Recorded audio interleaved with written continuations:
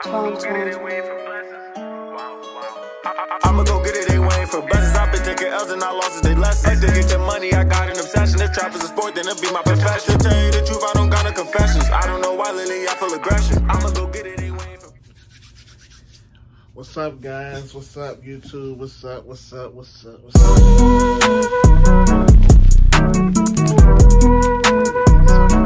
see if I can get it. Nah, what's up, guys? So listen up.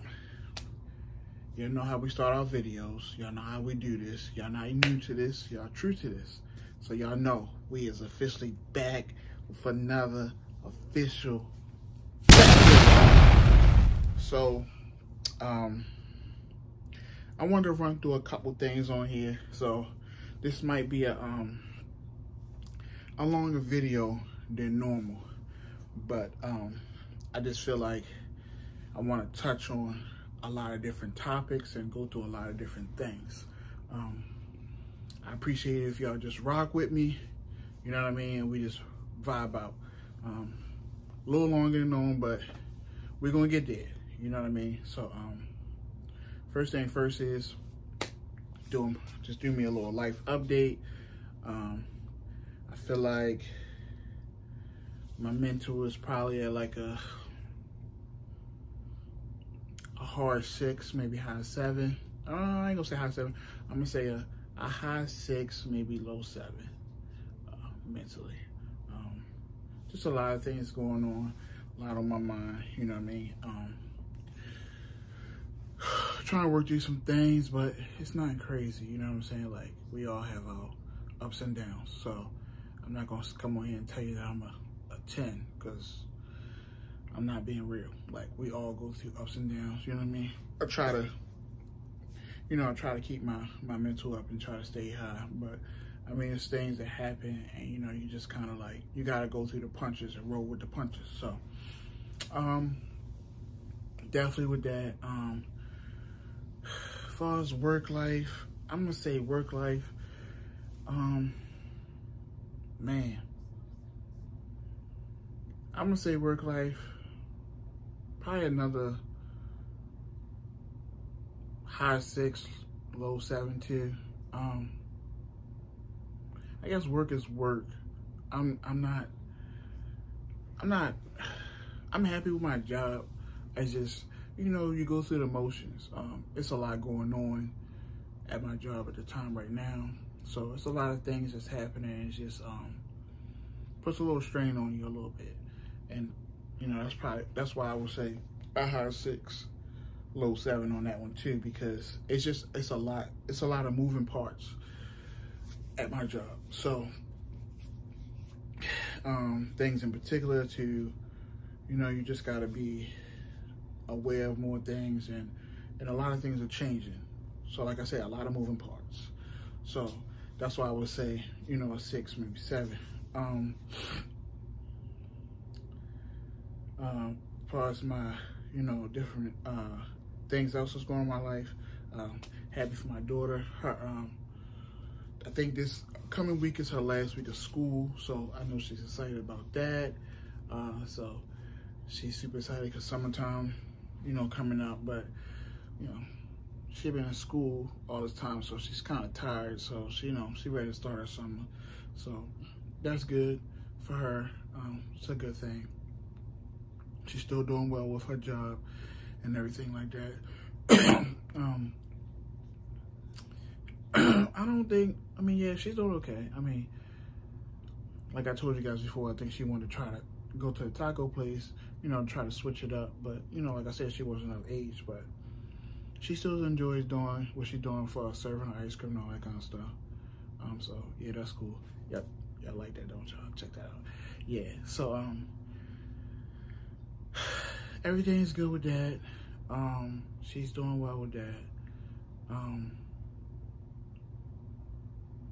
Never put my wife on the channel before, but she travels back and forth to Trinidad. So she has a business in Trinidad, and that's what she kind of do. So she just left here a couple days ago. So you know, me and her, we talk all the time while she's in Trinidad, and then when she's here, we spend a lot of time together. So if I'm not filming when she's here, it's because we're spending time together and we just, you know, we out and about and we doing things with each other. So, relationship with that is amazing. Always have fun. Every time we're together, we just, a lot of fun times and laughter and jokes and stuff like that. Maybe we'll film together one day and then y'all get to see exactly how we are. But it's always fun times and we have a good time with each other. Let's see, what else is life-wise? I think I'm kind of giving y'all pretty much the gist of just the life update type of situation, because I think other than that, everything is, copacetic, it's cool. You know what I mean? I think I'm okay. Like I said, you go through things, highs and lows. So, don't be alarmed because I say 6, high 6, low 7. It'll go back up. Like I said, it's just a daily life thing. You know what I mean?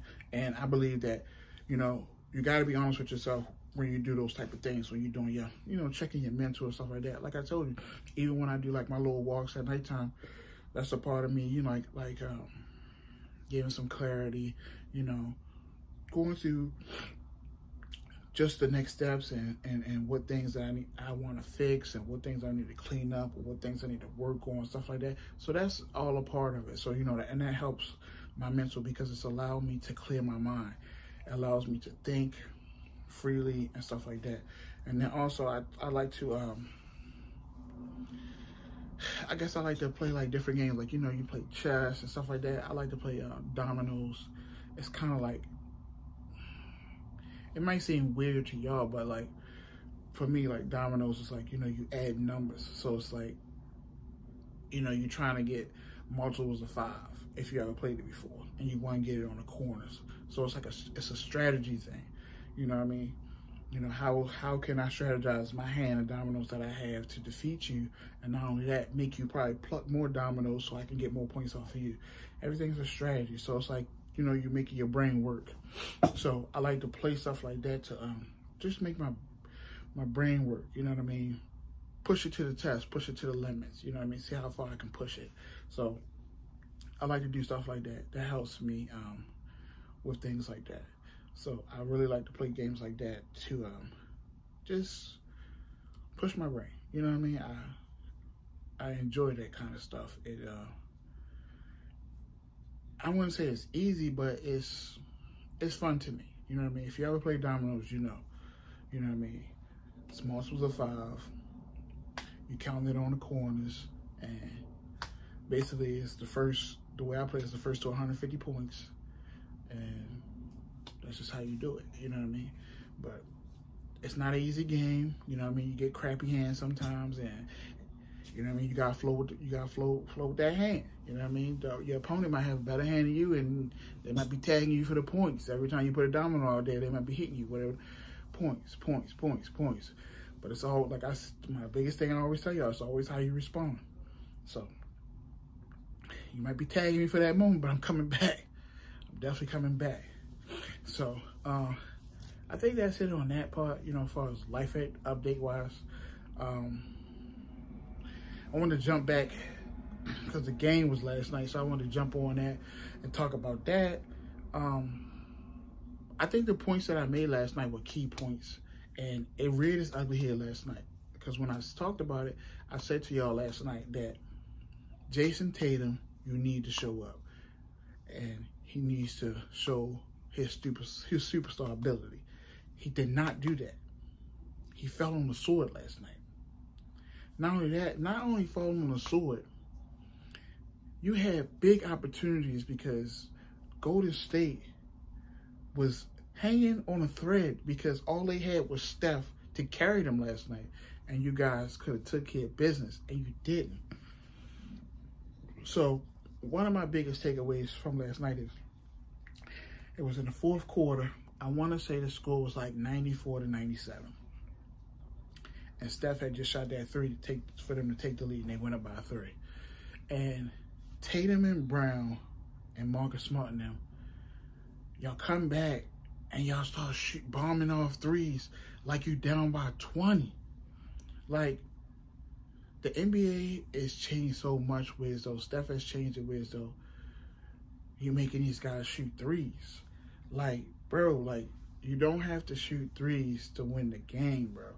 Y'all could have just got to the basket and made a layup, or the mid-range game. Like, it's like we forgot about that all the way. You just sat there and just kept shooting threes and kept shooting threes, you know, and then finally you kept shooting threes in Golden State. It went from 97 to 94 to 100 to 94. Then it went to 102, 105, and 107. It's like, yo, you was down by 10 that quick because every possession that y'all came back with was a three. That's bad basketball. That's bad. In all those possessions, to me, that's bad IQ. The IQ was bad. It was poor. Because when you was down 97, 94, you didn't need a three. It was still like, I want to say like maybe 4 or 5 minutes left. You didn't need a three. You could have got easy basket, made it 97, 96, you know what I mean, stuff like that. But you guys continued to shoot that three, and you just fell right into the trap of Golden State. Like, and not only to me bad basketball and bad IQ, that was bad coaching too. Because at that moment, like, okay, and I'm not a coach, but it's situational basketball. Situational, right? So in that moment, right, and I'm the coach, and the momentum shifted just a little bit because Curry came down and hit that big three, and he put his team back up by 3. And everybody, they going crazy on their side because they up by 3, right? Boom. My team come down, and y'all try to shoot a 3, and y'all miss, right? They get the rebound, they come back, they miss a shot. Y'all get the ball back, you go back down there and shoot the 3, right? Boom. You miss again. And Curry and them come down, boom, they hit another 3, they go up 100 to 94. Timeout, right there. Bring my guys on the sideline. Listen, guys. We was only down by 3 at 97, 94. We didn't need a 3, guys. Like, the pressure, like, relax. First of all, let's relax. Let's calm down, okay? We was down 97, 94. You guys could have went to make a layup, make a mid-range shot. You know what I mean? We don't need the whole 3 points back in one shot. Relax. We got this. We're still in the game. We're still in the game. The pressure is still on them. It's not on us. The pressure is on them because they need to win. Remember, we up 2-1. Don't take all this pressure on yourself to try to tie the game. Relax. We only down by 3. So now, I'm sitting there. Now we're down by 6. Okay? Let's get a quick basket. Let's not force a 3. You know what I mean? Let's pass it around so we can get an open shot by a man, and let's get a nice 2-point basket and work our way back and play defense back on the side. Calm your team down. Because in that moment, you could see Boston was pressing. And they didn't need to press. But not only that, Jason Tatum had a poor shooting night. I believe he shot 8 for 24. A poor shooting night. You cannot, listen, Tatum, you have yet to go off in this series. Yet. I cannot give you that status of being a great superstar player when you can't perform in big moments. These are big moments. This is a huge moment. You can't perform. That's why it annoys me with these LeBron haters. Like, it's so many people out here, you hate LeBron. Like, I was in a space last night talking to some people, and the guy want to come out and say how, oh, LeBron was trash. He took his team to these finals and got smoked got smoked by these Warriors or this and that. Like, let's keep it a buck. LeBron took a trash team and beat that same Boston team that's on that court right now. Like I told you last night. That same Boston team that's on the court right now, he beat that team. He beat that team with J.R. Smith, Amon Shumpert, like a bunch of guys that's just not, that wasn't talented level as these guys out here. The guy want to go back and forth and say, oh, that ain't the same team. Bro, it was the same team. It was Tatum, it was Brown, it was Marcus Smart, Al Horford. All those guys was on that team when LeBron beat them when he was in Cleveland. They was there. Them same players. They might got just some add-on other players different that's on that team now. You know what I mean? Then they try to make argument, oh, well, Tatum was young back then. Tatum was balling. He was balling. He was going blow for blow with LeBron. I'm not trying to hear, oh, he was young back then. He was balling, dropping 30, 40 points. So the excuse of, oh, he was young, I'm not trying to hear that. So, okay, he's not young now. He's not young now, and he's in the finals, and he is not living up to his expectations. He looks bad. He looks like he's choking. He looks like the moment is too big for him. That's what he looks like. When LeBron gets in these moments, he goes off. He took that same bad team when he beat the Warriors, and when he beat Boston, in the first game of the finals, when they played against the Warriors, he dropped 50. 50. And he was smoking all night long. J.R. Smith made that dumb play, and they lost the game. And they got swept that series. He had no help. He was going against KD, Kyrie, Clay, and Draymond. So it was all of them against LeBron. So let's just stop the cap on LeBron, man. People gotta give LeBron his flowers and stop the disrespect. They're so disrespectful about what he does. And it's not right. This man is a generational talent. And the more y'all talk bad about him, y'all really gonna miss a player like that when they gone. Y'all talk crap about him, but you really miss a player like that when they gone.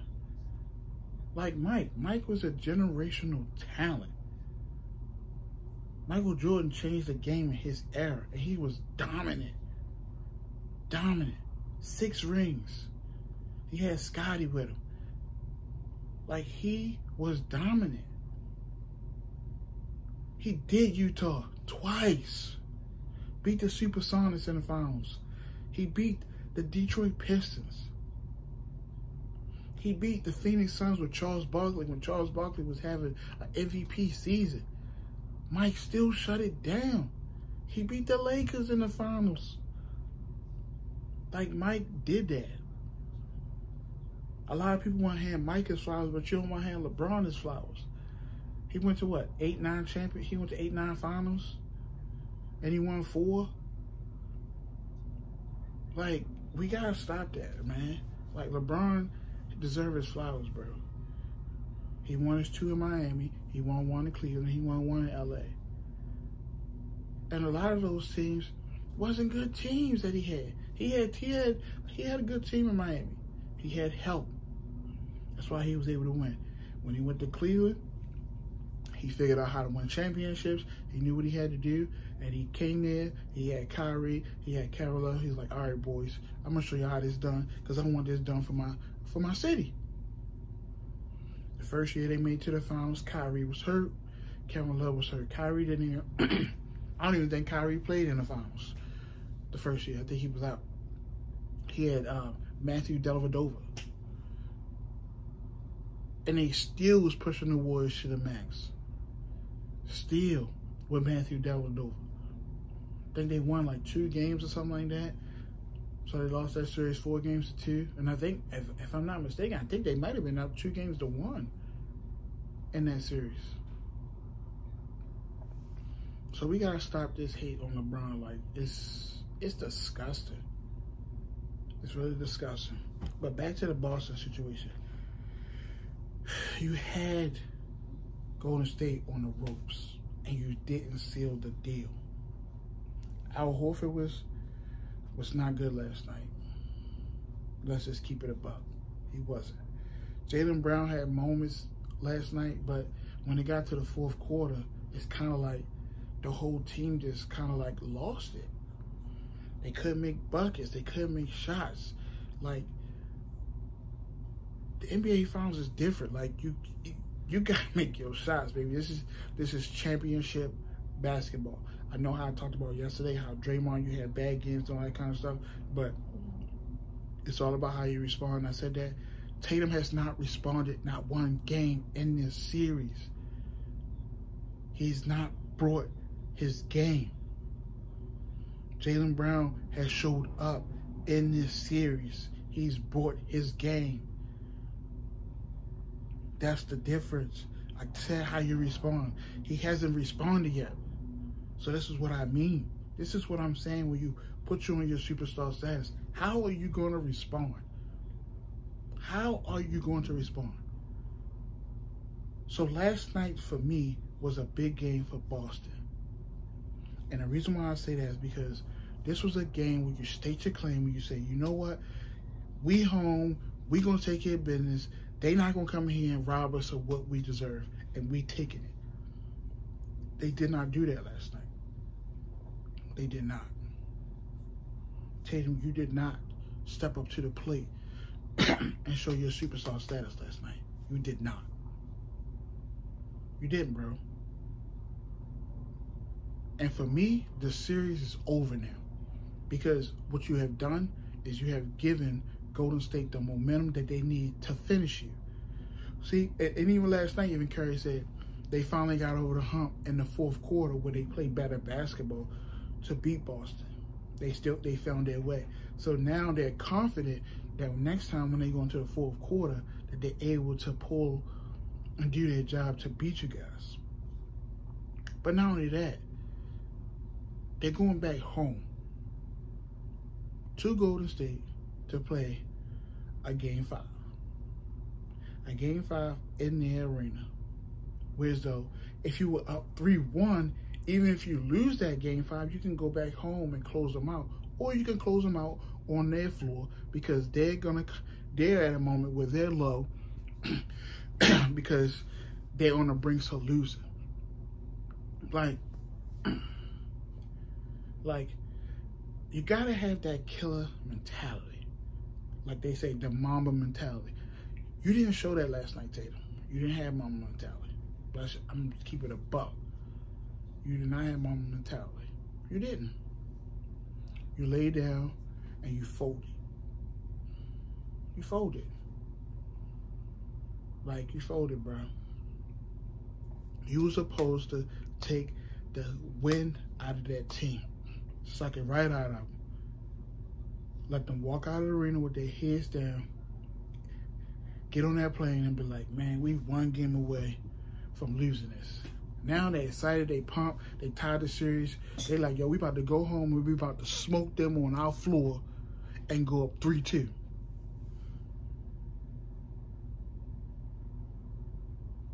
And go up 3-2.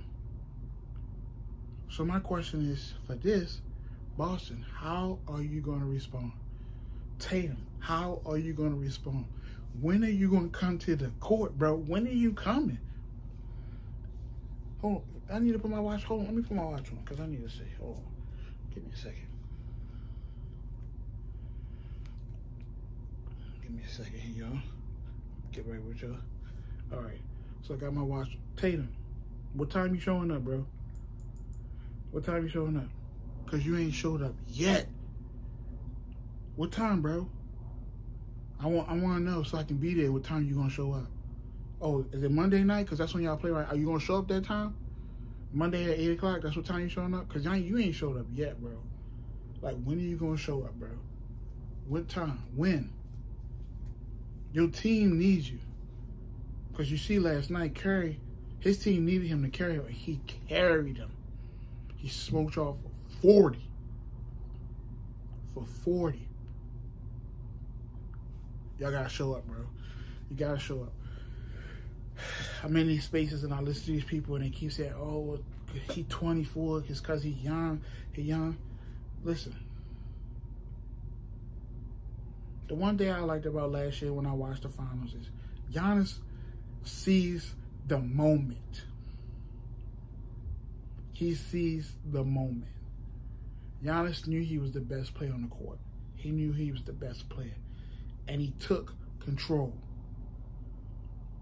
When they won that game, that last game, so he dropped a 50-burger.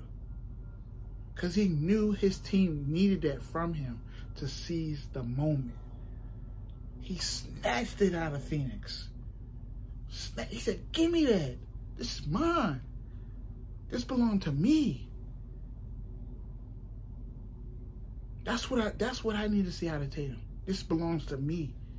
I'm not seeing that. I'm not seeing that at all. I'm not. No matter how I understand it's team basketball, it's 5 guys on the court, y'all got to gel together. I get that.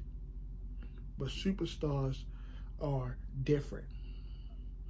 Superstars still know how to play with their 5 guys on the court, but superstars know when and where to take over for their team and say, hold on, guys. Get on my back. Ride my coattail. I got this. Curry did that last night. He said, hold up, guys. I understand. Oh, you can't make shots tonight? It's okay. I got you. I got you. Come on. Get on my back. 40. That's what he did last night. He said, I got you. I'm going to carry you. Come on. Get on my back. Take that ride. He did that last night. So what I'm saying is, when are we going to see that out of Tatum? And I don't know if we are, man. I don't know if we are. And it can't be, oh, next game. No, it's getting late quick. It's getting late quick. It's getting real late. Like, people might think I'm overreacting, but I've seen this song and dance before. I've seen this song and dance before. When you got them where you want them at, put your foot on their throat and keep the pressure down and keep going. They didn't do that last night.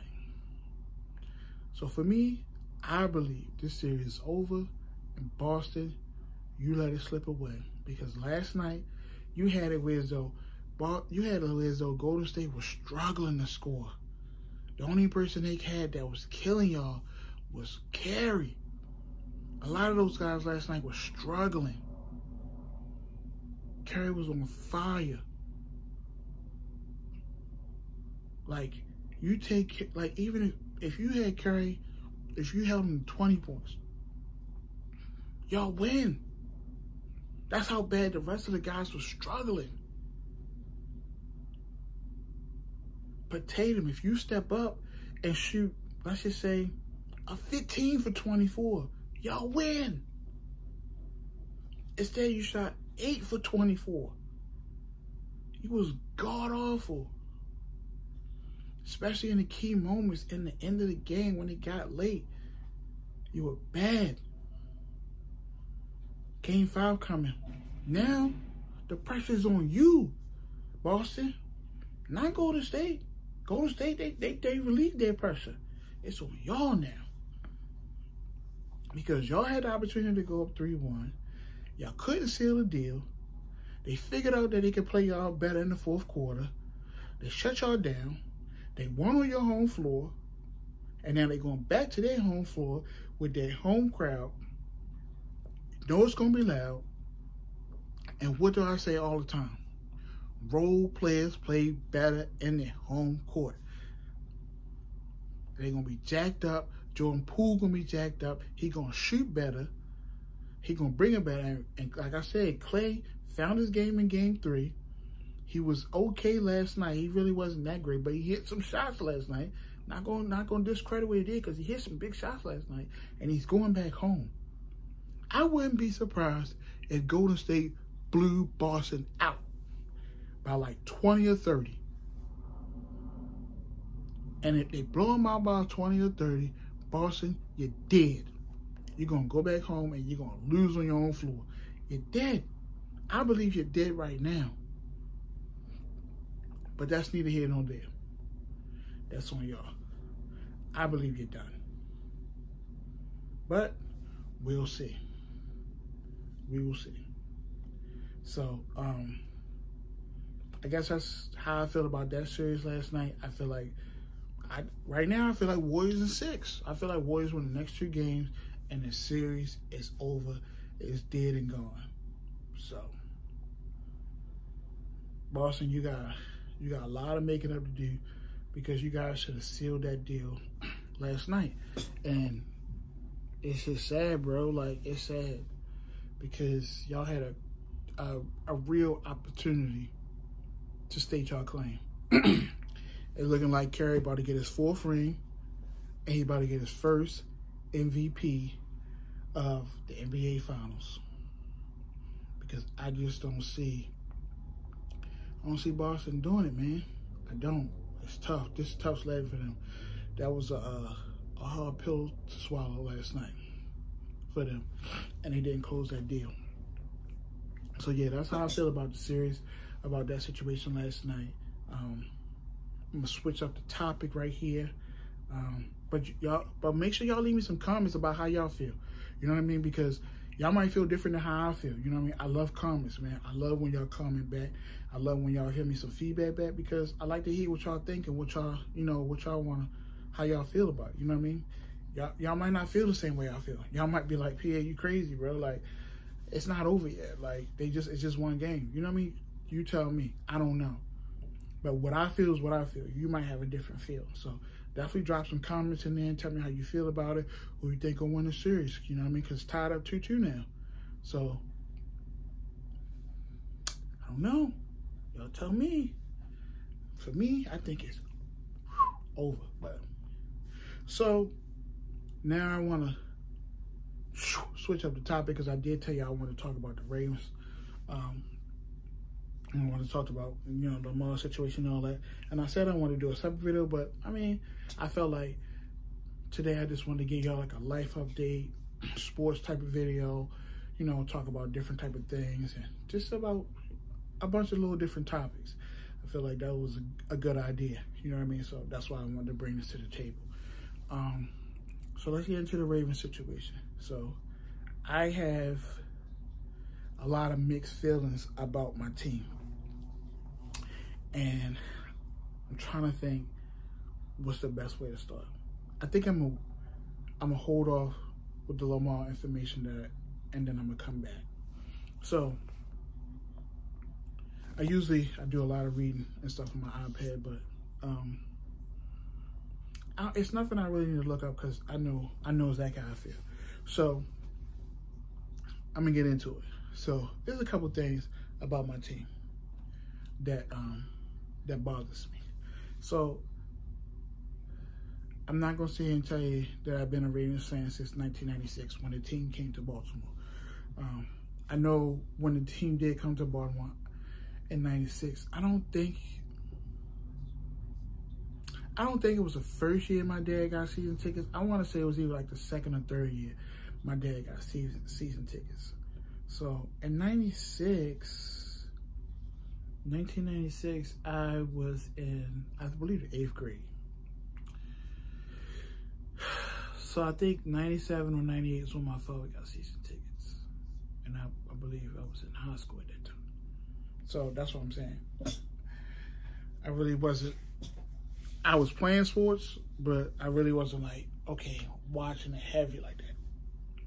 So I'm going to say around 2000 is when I got deep into the Ravens. And ever since 2000, the Baltimore Ravens, for me, they do a lot of the same things. They build their defense, they want strong defense, and then they water down when it comes to offense. And what I mean by that is they don't address all issues. So on defense, they address all their issues. They make sure they have a strong defensive line, they have a decent linebacker core, and they make sure their corners are legit. And they make sure they have great safeties. So like around 2001, the Ravens won their first Super Bowl. In 2000, they had Ray Lewis as your middle linebacker. You had Peter Boulware, Michael McCrary, Sam Adams, and Tony Siragusa. So Peter Boulware and Michael McCrary were nasty on the edge. They were your sack guys. Sam Adams and Tony Siragusa were your 2 D tackles, and they was nasty in the middle. They kept guys off of Ray Lewis for Ray Lewis to be who Ray Lewis was. Let's just keep it a buck. Sam Adams and Tony Siragusa were big for Ray Lewis for his career, because they clogged up the middle and made sure that those offensive linemen wasn't allowed to get their hands on Ray Lewis so Ray Lewis can make the plays. If you only in your Ravens fan, you don't believe there's something wrong with you, you ain't watching the same football. Because that's the truth. Sam Adams and Tony Siragusa did that. But they were great players too. They were good run stuffers. So let's not discredit their game, because they were. Then we had one of my favorite Raven players, Chris McAllister, playing corner, and you had Dwayne Starks playing corner. Two great corners. Chris McAllister, to me, probably was the better one of the two, but Dwayne Starks was good too. Don't sleep. 2000, it was not Ed Reed, it was Rod Woodson, and I don't think it was Herring. Maybe it was the other guy, Rod Herring or something. I don't know. But Rod Woodson was just safety. Rod Woodson, to me, is a Steeler and always is a Steeler. I don't like him. He don't claim the Ravens, and he talks shit about the Ravens every time he gets on TV. So you're a Steeler, stay a Steeler. Some people like him, and some people, I don't. He claimed the black and yellow. Stay with the black and yellow. Don't want you over here. You're not purple and black. You was a Steeler. Once a Steeler, always a Steeler. That's what you are. Stay over there. So that 2000 team, that defense was insane. When I say insane, I'm willing to say they had like 5 or 6 shutouts in the season. Like, bro, in the NFL today, you'd be lucky if you get a shutout. You'd be lucky. That's how much the game has changed. These guys had 5 or 6 shutouts in the season. They had games where they just won off the kicker. The kicker, man. Meaning that they just went off field goals. So this is where I get into watered down offense. So I want to say to that season, I want to say we went through a couple quarterbacks until we got to Trent Dilfer. I want to say Tony Banks might have quarterbacked that season a little bit. Maybe. I can't remember. It's 2000. I can't remember. But I think I'm right about Tony Banks quarterbacking that season. And then officially it went to Trent Dilfer, and Trent Dilfer took over. And to me, Trent Dilfer did enough for us not to lose the game. Now listen to what I'm saying. He did enough for us not to lose. We didn't ask Trent Dilfer to go win the football game. We asked Trent Dilfer not to lose the game. Now, in this NFL as a quarterback, they all talk about how you want that stud star guy. They don't talk about having a quarterback play and not lose the game for you. So that's how special that defense was, because we're asking our quarterback, hey, go out there, make decent plays, don't throw no picks, don't turn the ball over. You know what I mean? Just, if you got to dink and duck it, or hand it off to the running back, but don't lose the game for us. Don't do that, okay? So you invest so much into your defense that you do nothing with your offense, right? So I think on that team, our running back was Jamal Lewis, a great running back. Love Jamal Lewis. When he was a Baltimore Raven, he ran for 2,000 yards one season. I think it was like 2,006 yards. Great running back. Loved the guy, man. He was awesome. Towards the lower part of his career, he kind of like phased out, but he gave us some great years. And if you don't believe that as a Raven fan, something wrong with you again. But Shannon Sharp was our tight end. I'm trying to think about our receivers. Brandon Stokely was one of our wide receivers, and it was somebody else. I'm losing thought on it, because that's how, I'm not going to say, that's just how bad it was to me. So Shannon Sharp was a great player. If you know, you know. Shannon Sharp came from Denver Broncos, came to us, and he had great careers at Denver, and he had great careers, with us in Baltimore. But it was a lot of games where the Ravens offense will maybe score 1 or 2 touchdowns, and we still won that game. We might have had 1 or 2 touchdowns and then a couple field goals, but either way, we still won that game. It ain't no way in hell in this NFL today that you're doing that. And I'm going to be honest with you. You're not scoring 1 or 2 touchdowns in this NFL, and you're going to win football games. Not today. Not today. But that defense was great. Great. So, you know, Shannon Sharp made plays here and there when he got the football, when Trent Dilfer got the football to him, and Jamal Lewis did a lot too. Whereas though he ran the ball well. And I'm not saying every game the offense only scored 1 or 2 touchdowns, because that's not true. I'd be lying if I said that. And I actually could look it up on my iPad, you know, to get more information and detail about it. But I'd be lying if I said that. You know what I'm saying? So it's not true. But that team was defensive based. You get what I'm saying? That team was very defensive based. So to sit there and say, like,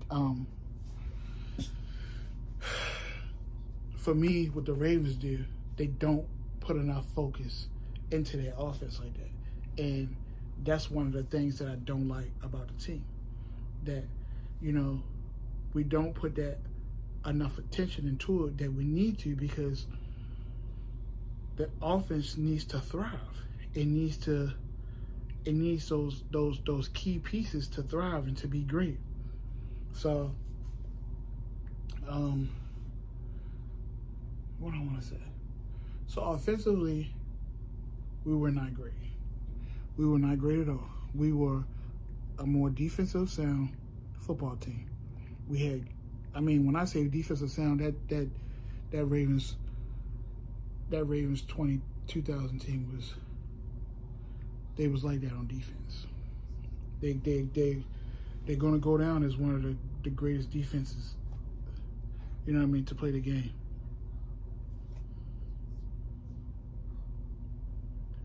I'm trying to get it to come up for y'all so I can get the information.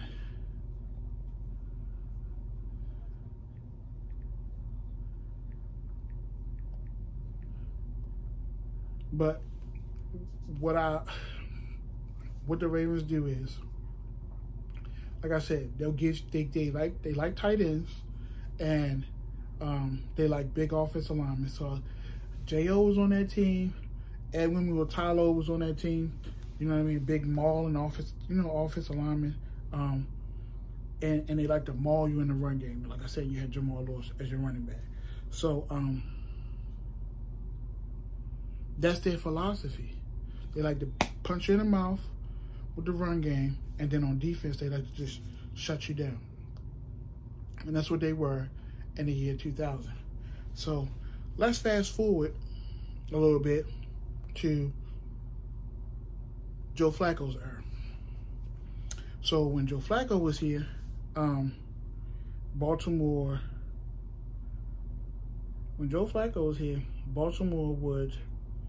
they got Joe. Now Joe's first year that he played, our quarterbacks was Joe Flacco, Troy Smith, and it was another guy. I don't know, it might have been Chris Redman. I can't remember. But I think Chris Redman got hurt, and I think Troy Smith had like an illness or something like that. Something went wrong with him, and they wound up putting Joe Flacco in the first game of the NFL season. And Joe Flacco never, when he started that first game, he played the position all the way through. Never took him out then because he was decent. He had good games and he had bad games, but he was a rookie. But he played pretty okay as a rookie.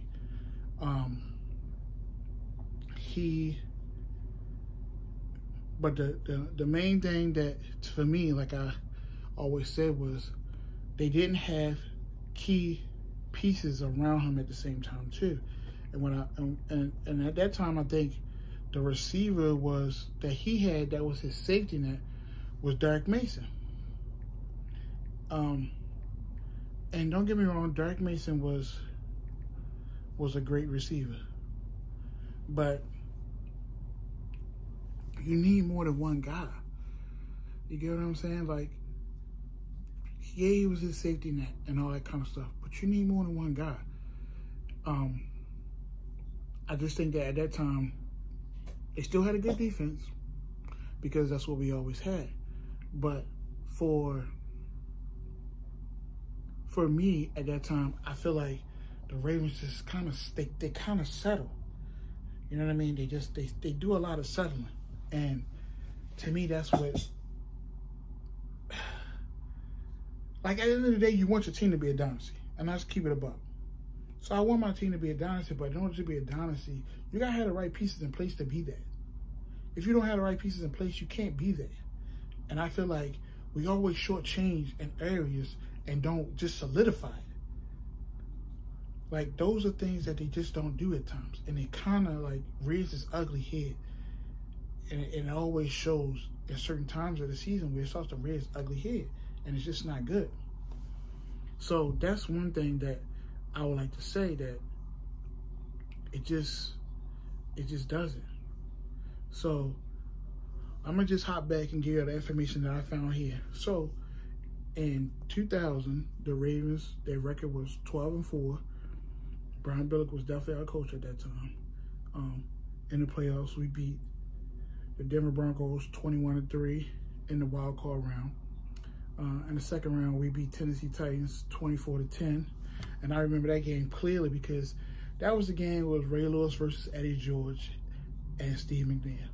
And the play I remember that I'll always remember is when Eddie George ran out for a pass, and he turned around, and Ray Lewis, basically, he ran for the pass, and he caught the ball, but Ray Lewis was there with him too, and Ray Lewis just snatched the ball right out of his hands, ran it back for a touchdown, and that was the sealer for the game. We won the game, and Ray Lewis was just the crowd. Like, those moments was exciting, man. That right there was an exciting moment, man. I love that. I enjoyed that. That was amazing. So that kind of like, that was a high for me. Like, you shut down one of the best backs in the NFL, and then you snatch and take the ball from him and run it back for a touchdown. Like, come on, bro. It don't get no better than that. So then we played the Oakland Raiders in the AFC Championship game, and we won 16-3. So listen to these scores, y'all. Wild card round, 21-3. Divisional round, 24-10. And then the AFC Championship game was 16-3. So in three games, the Ravens gave up 16 points. I'm trying to tell you, that defense was fire. 16 points. And then in 3 games, they scored 21, 24, and 16. So you figure 3 touchdowns the first game, 3 touchdowns the second game, and 2 touchdowns the second game. Like I said, some games they scored 2 touchdowns and they won 16-3, and they won. Then they got to the Super Bowl, and it was a beatdown. They smacked the Giants up so bad. They had punt return for a touchdown. They had interceptions. They had Brandon Stokely scoring touchdowns. Defensively, they just made the Giants look bad. They shut them down. And I ain't gonna lie, that was a highlight. Like, I was on a high. Like, that was my team. We won the Super Bowl. Like, we just went crazy. You know what I mean? We went crazy. It was awesome, man. That was like a great year. I enjoyed it and I loved it. So that year, yes, like I said, okay, so our quarterbacks was Tony Banks, like I said, Trent Dilfer, and we had Chris Redmond on our team. So yeah, Tony Banks started it, and then Trent Dilfer finished it. And that year, Jamal Lewis ran for 1,300 yards, 1,364, and he had 6 touchdowns. Oh, shit, we had Priest Holmes at that time? So Priest Holmes was our name? Man, that's nice to know we had Priest Holmes. Receivers, we had Travis Taylor. Oh, I forgot about Jermaine Lewis. Jermaine Lewis was our special teams guy, too. He was awesome.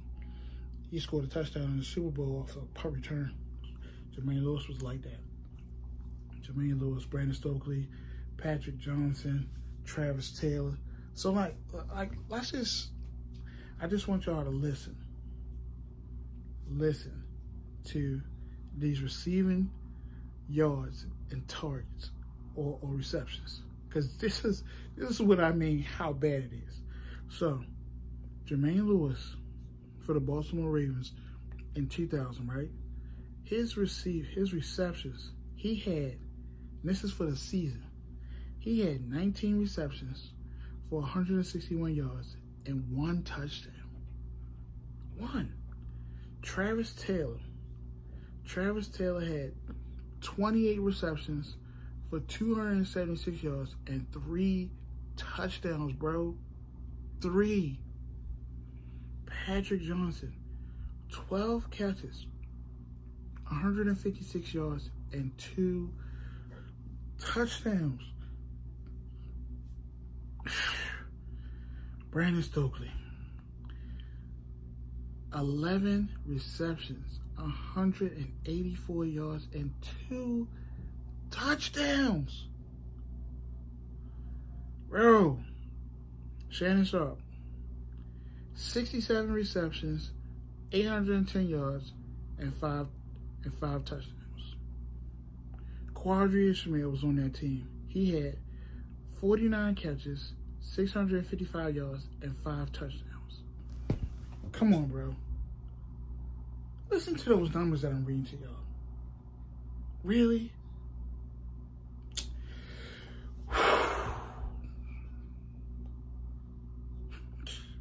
Y'all ain't getting it. Y'all not getting my drift. Y'all not getting my drift. Trent Dilfer, he threw for 1,500 yards, 12 touchdowns, and 11 interceptions. Tony Banks threw for 1,578, 8 touchdowns, and 8 interceptions. 1,500 yards, bro. Bro, the NFL today, they throwing for 4,505 grand. But this is what I'm saying to y'all about how great this defense was. Bro, like, if you really look at numbers like this is crazy. So, like I said, I want to fast forward to Joe Flacco era. So, for me, when Joe Flacco was here, and I'm going to keep it a buck, to me, Joe Flacco was an average Joe when it came to the football seasons, when it came to in-season football. He was just average, bro. Like, he wasn't doing nothing that was taking over. Like, he wasn't doing a Patrick Mahomes, a Tom Brady, a Peyton Manning type of situation, or Aaron Rodgers. He wasn't that. He was average as best, and his defense carried him. You know what I mean? Like, he was just, that's what he was. I'm not taking nothing away from him because he won a Super Bowl in 2012. You know what I mean? That was awesome. That was a highlight. I enjoyed it. That was great. But let's keep it a buck, bro. He was not that. He was not that. He was not that at all. Like, it was average at best, bro. Average at best. So, in 2012, Joe Flacco, this was his contract year, and he bet on himself. So what he wanted to do was he wanted to go through the season. He didn't want to sign no contract. He wanted to go out there and win the Super Bowl so he could earn his pay. And I gave it to him. He did that.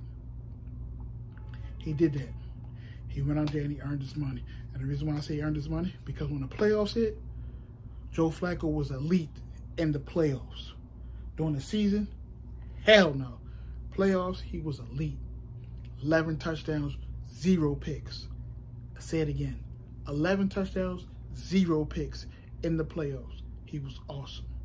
He was totally awesome, right? So let's just take a look a little bit because I just want to give a little bit of information. So at that year, the Baltimore Ravens went 10-6. 10-6. So we were a wild card team. We went 10-6. That's why I say he wasn't elite during the season. He did enough to get into the playoffs. I don't like that personally. But neither here nor there. So we were a 4th seed going into the playoffs. We played the Indianapolis Colts in the first round, and we won 24-9. Now, y'all know in my videos, if y'all watch my videos, I got a fat friend that's a Colts fan, and yeah, we stuck it to y'all. But, you know, he always gonna talk trash because that's what he do. But every time the Ravens get on the Colts, we smacking them. But not even gonna get into that. So, yeah, we won 24-9 against the Indianapolis Colts. And I believe at that time, the Indianapolis Colts quarterback was Andrew Luck. Andrew Luck was a rookie at that time. Now, Baltimore Ravens terrorized rookie quarterbacks. They terrorize them. For some reason, they terrorize rookie quarterbacks. They do them. They smoke them. They've been doing it for years. Then the second round, we played the Denver Broncos. And at that time, the Denver Broncos had Peyton Manning as their quarterback. That game, we call that the Miracle in Mile High. That game, bro, I can go back and watch that game to this day. That game was crazy. Crazy. You talking about back and forth scoring. You biting your nails. Like, oh my God. What a game that was. Awesome game. You know what I mean? I think at one point we was down by like 2 touchdowns. Torrey Smith scored twice on Champ Bailey. Jacoby Jones scored the touchdown and tied the game. Denver Broncos, their kickoff return, I think he scored 2 kickoff return touchdowns or a punt return and a kickoff return. Peyton Manning lit us up. Like, it was just a crazy game. You know what I mean? That final score, that game was 38-35. Justin Tucker made the field goal to win the game in second overtimes because it went 2 overtimes. That game was intense. Then we went on, we played the Patriots in the AFC Championship game. And if you know, you know, the year before that, we played the New England Patriots in the AFC Championship. The year before that, in 2011, and we lost it because we got cunned by Billy with the kicks. But not only that, it just wasn't on him. Lee Evans dropped a touchdown pass that Joe Flacco hit him in the hands. Like, we could have had 2 bowls. But we go play New England, and I remember the speech when we lost the year before. Ray Lewis came in, he had a speech with his guys, and he said, yeah, we lost, bro, but it's not about one play. It's not about one drive. We lost as a team. It's not about who dropped the ball, who missed the kick, none of that. We lost as a team. And well, we got to come back, and we got to come back stronger. And I remember him having that speech with them guys. Like, that's a leader, man. He got in there, he humbled them guys. I know they was hurt and they was upset. But for them to turn around and come back and get in that same position and play against the same team, come on, bro. Come on. Just like I was talking about Tatum. What are you going to do next? How are you going to come back? The Ravens came back, beat New England, went on to the Super Bowl to play the San Francisco 49ers in the Super Bowl, which we call the Harbaugh Bowl. And they beat the San Francisco, which was a crazy game too, because he was smoking them. And then the lights went out in New Orleans. It was, what a conspiracy. I don't care what nobody say, that was a conspiracy. Conspiracy of all time. The lights went out on us. Come on, bro. So Joe Flacco bet on himself. He won the Super Bowl, and he got paid. He got 6 years, $120 million. He got paid. He earned it, though. But he never lived up to that contract. Not only did he not live up to that contract, the Ravens ain't do a lot for him neither. The year they won the Super Bowl, his receivers was Anquan Boldin, Torrey Smith. He had Dennis Pitt playing tight end. His running back was Ray Rice. To me, Anquan Boldin is that. I'm not even going to say in cap. Anquan Boldin was that. Dennis Pitt was that.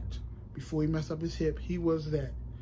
Torrey Smith was the guy that would separate, get you that deep ball effect. So he was a decent number 2 wide receiver.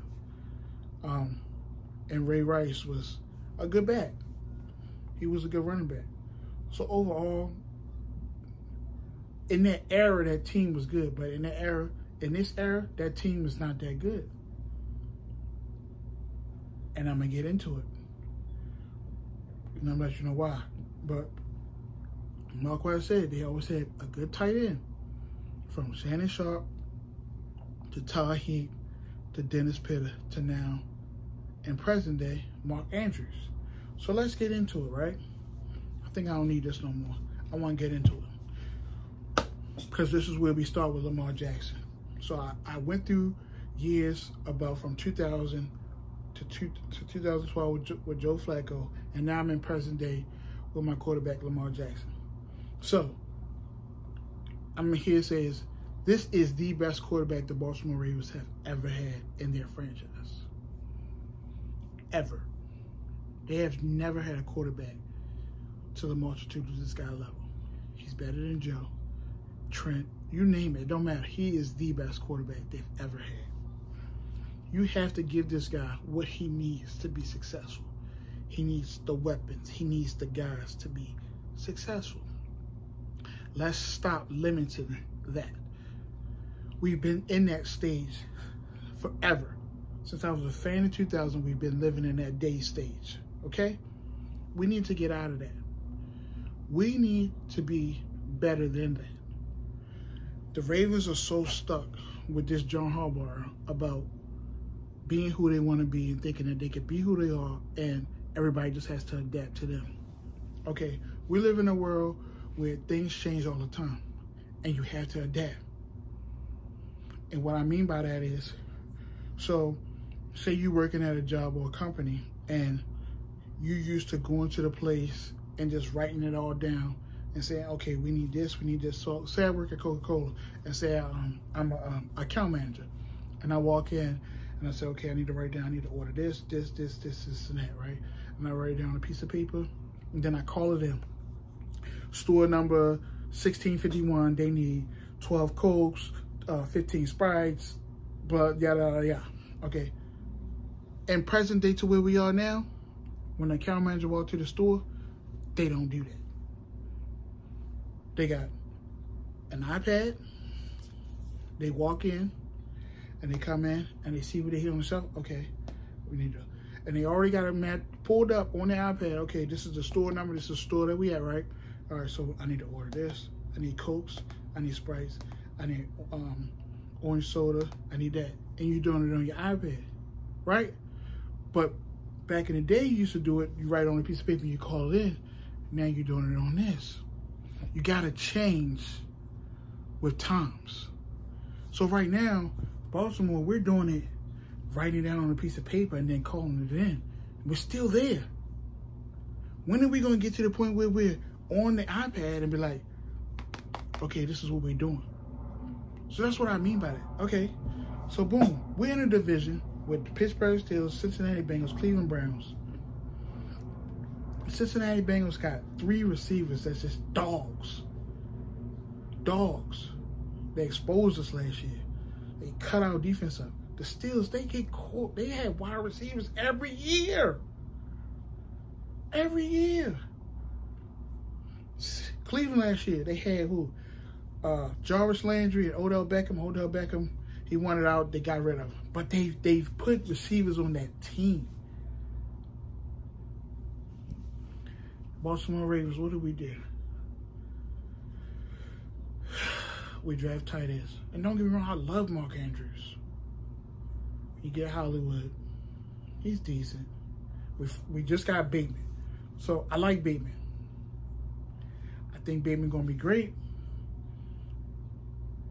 But Bateman needs somebody else with him. And the narrative that's been painted that in this Baltimore offense with Greg Roman, receivers don't want to play here. Receivers don't want to play here because you're not giving them the opportunities that they need. And that's the narrative that's been painted out here because now other receivers are speaking out. Hollywood wanted to be traded because he did not like the system of Greg Roman's system. So we lose Hollywood. As y'all remember back when I talked about my draft stuff, I'm sitting there thinking, okay, I'm pissed off that we traded Hollywood, but at least can we get a receiver back? We didn't get anybody. No one. We wound up drafting. We didn't even draft one. We got undrafted free agent wide receivers, bro. Again, I like Bateman, right? But in today's NFL, you need more than one dog. Bateman needs a running mate beside him. Not only that, you're helping the quarterback. Joe Burrow has Jamar Chase. He has T. Higgins. Like, he has other guys. And he has Tyler Boyd. 3 studs. 3 studs. We just got Bateman and Mark Andrews. But I'm not counting Mark Andrews because he's a tight end. I'm talking about wide receivers. It's frustrating, dog. We've been going through this for too long. It's frustrating. Baltimore Ravens have to adapt to what's going on around you. I'm not telling you that you need to throw the ball and be like Cincinnati. What I'm telling you is that you need to bring another stud in to put beside Bateman to make your offense more complicated.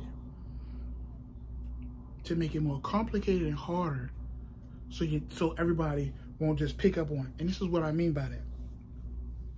For the last couple of years when the Ravens do make it to the playoffs, during the season, we cutting you up, we smacking you up, we doing whatever we want to do, running on you, whatever. Mark Andrews going crazy, J.K. Dobbins, Lamar, they putting up crazy numbers. But then when we get to the playoffs, you know the intensity goes up in the playoffs. So, we get in the playoffs, and what they do? They bracketed Mark Andrews. Right? They bracketed Mark Andrews, so they limit you with that. So they said, okay, we know you like to throw to Mark Andrews because that's your favorite target. So we're just going to double him. Take him out of the game. Right? So you got Hollywood and you got whoever else is there. I don't know because I don't know these other guys. Right? So then they say, not only are we going to do that, we're going to put guys in the box at the same speed as you, Lamar, and we're going to shut you down. So, Greg Roman, 1, what's your adjustment? How are you adjusting to this? 2, where's that other guy? Right? Because, yeah, you got Hollywood over there. He might get a couple yards, but then they're gonna start to key on him and shut him down too. Where's the other guy to say, okay, we can't, I fear him. They don't, but now I'm fearing him too, because he going on. You know what I mean? Like, when they game planning. When they game planning for the Ravens, they game planning for Mark Andrews. And they believe they can put their best receiver, their best cornerback on Hollywood and shut him down. 9 times out of 10, that kind of happens. So, let's just say it's Buffalo we're playing against. I'm going to put Tre'Davious White on Hollywood, because that's my top corner, and I trust him. And then I'm going to just bracket it, Mark Andrews. And then Lamar in the box, I'm going to put speed guys in the box so you can't run nowhere. What's the adjustment? Where's the other guy to go off to kill that narrative, to stop that? How are we changing that, Baltimore? That's my question.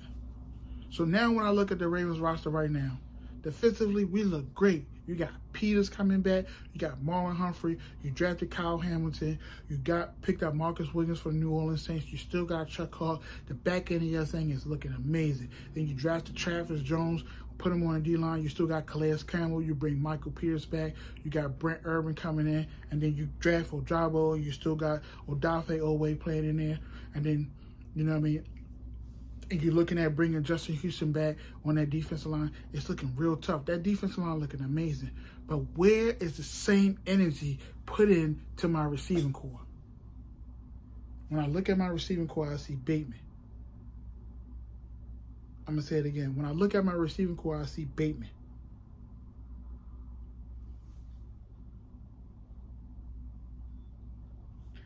I can name the other guys for you. You got Bateman, James Prochet, Darren Duvernay, Tylan Wallace. And then you go to the undrafted free agents. Undrafted free agents is what? Shamar Bridges, Devin Williams, Trayvon Clark. Have you heard of any of those guys? You know about any of those guys? And I'm not even trying to be funny, but I'm being dead serious. When I look at my receiving core, I see Rashad Bateman. When I look at my receiving core, I see Rashad Bateman. But when I tell people that I would rather for the Ravens to go ahead and trade for a DK Metcalf to bring some more into the offense, they tell me I'm crazy. They tell me, oh, the Ravens, we don't do nothing like that. When are we going to change the narrative and do something different? We're still back into the account manager writing it on a piece of paper and calling it in. We got to be different. DK Metcalf brings the explosiveness to your offense. Not only that, it's another guy. It's another guy. What are we doing? Another guy. That's what I'm saying. We need another guy. So when we get to the playoffs, we don't have these problems. We get to the playoffs. Okay, you want to bracket in Mark Andrews? Go ahead. You want to put your top corner on Bateman? Go ahead. I still got DK. Now you got to respect that. And every team is not built to be able to shut down all your guys, but you need more than one person. So, yeah, we got J.K. Dobbins coming back. So, J.K. Dobbins going off. You got Drew going off. You got Bateman going off. You got DK doing his thing. It's a lot for one defense to handle. We don't bring that to the table. We live in a stone age. We got to get out of that. And, again, like I said, I'm not into the fact of saying that we have to be a pass-happy team. I'm not saying that. I'm just saying that we need guys. We need another guy, a receiver, to be able to put fear in a defense to open up your offense. We still can run the ball 50% of the time. But we still need to be able to put fear in a defense. When we want to pass the ball, we should be able to want to pass the ball. If we get into a situation where it's a shootout, we should be able to shoot right back out with that team. Because we should be able to have the firepower to do that. The Ravens don't do that for me when it comes to building around the team. They build their defense up, but they leave their offense short-handed. And right now, you put so much on Lamar Jackson's plate that you don't give him the people that he needs to be able to be successful. We're wasting his prime years. And some of you Ravens fans, you might feel differently, but it's the truth. We're wasting it. So now, let me just dip into this Lamar situation before I end this video out for you guys. Because I know I've been going on for a long time. I've been dragging out. But I just want to give y'all my total honest opinion how I feel about these things. So Lamar Jackson has not been showing up to OTAs, but he's been on his own working out. And everybody's worried about the contract situation and wondering if he's going to sign with the Baltimore Ravens or what else, or whatever he's going to do. So I see the workout videos. The man is grinding. He putting in that work. That makes me excited because he really genuinely wants to grind and do hard work and put his thing on. So when it comes to the OTA situation, him not showing up, I'm not really too mad about it because, like, the OTA situation, it wasn't mandatory. Yeah, you want your quarterback there to be a presence for your team to show up because he's the leader, he's that guy. But it wasn't mandatory, let's be honest, and let's keep it 100. Would I like to see him there? Of course I would have loved to see him there. But at least he's not sitting in the house on his ass eating popcorn. He out there working, putting in work in to become better and to be a better quarterback. So, with that being said, he doing his thing. Not too mad about it. What I can say is about this contract situation, it's a head scratcher for me. Like, it's a head scratcher. I don't know. It worries me a little bit because a lot of the stuff that I just explained to y'all in this video about putting the right pieces around him, he could be sitting back saying, look, man, this is my final year. I really want to see what the Ravens going to do for me and see what kind of stuff they're going to put around me. And then they fall on the sword not doing it. And he could be like, man, after this year, I'm out. Or he could genuinely be like, yo, I want to win the bowl to prove that I am that quarterback before I sign my contract. He could be that way too. I don't know. I'm not in his head. I'm not Lamar Jackson. I'm not sitting beside him. But my honest opinions, I don't know. But me looking from it from the outside view, the Ravens are not doing enough for Lamar Jackson to be successful. And if I'm taking that in factor of me being a quarterback and the starter of the team, that's a problem. One of the major things is they need to fix the offensive line. They added a lot of pieces. Hopefully this fixes the offensive line because it's been terrible for the last 2 years. So maybe that's one thing. But it doesn't flow well when you trade away one of his receivers that they have a connection with. I get it, Hollywood probably wanted to be out. I hear other things from other places, but I can't give out my resources or information like that. But I hear other things. I'm hearing Hollywood really didn't want to leave. But he had to leave because of Greg Roman. So my thing is too, Greg Roman is a problem, but the overall problem is John Harbaugh at the end of the day. Because John Harbaugh hires and fires these guys. He's the head coach. He's the head honcho. So in my eyes, in my vision, if the Baltimore Ravens if they have a bad year again this year, it's going to be hard for me to sit there and say, Lamar going to resign. It's hard. Because Lamar don't like to lose. And he's told y'all that. He don't like to lose. So you think he want to continue to be in a space, in a situation where he's going to continue to lose? And not only that, be in a situation where as though the head coach don't want to change the offensive coordinator because the offensive coordinator wants to run the same bullshit, and then players keep complaining about the bullshit that he keep running? Like, really? You got to think about those things.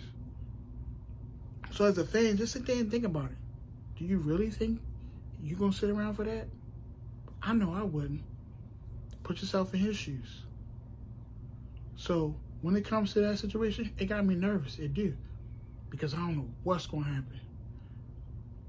I pray and hope that the Ravens come out guns a-blazing and they come out smoking teams and they come out tearing the fur off teams and they go through the playoffs and they just ride high and they just bang everybody and win the Super Bowl. I hope they do, bro. I really do. But it's the NFL. It's any given Sunday. Anything can happen. We don't know. We don't know.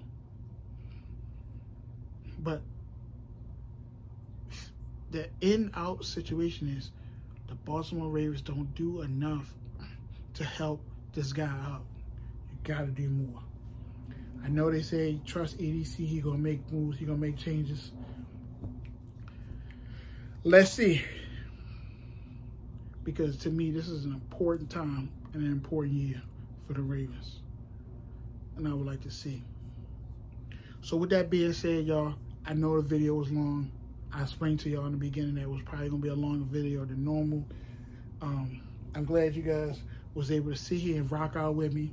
For those of you who made it through this whole hour-long video, I know I went on rants about things, but I like to give in-depth detail, and I think that this time I just want to do something different and give in-depth detail about how I felt about the basketball situation with Boston and Golden State, and then how I felt about my team, the Baltimore Ravens.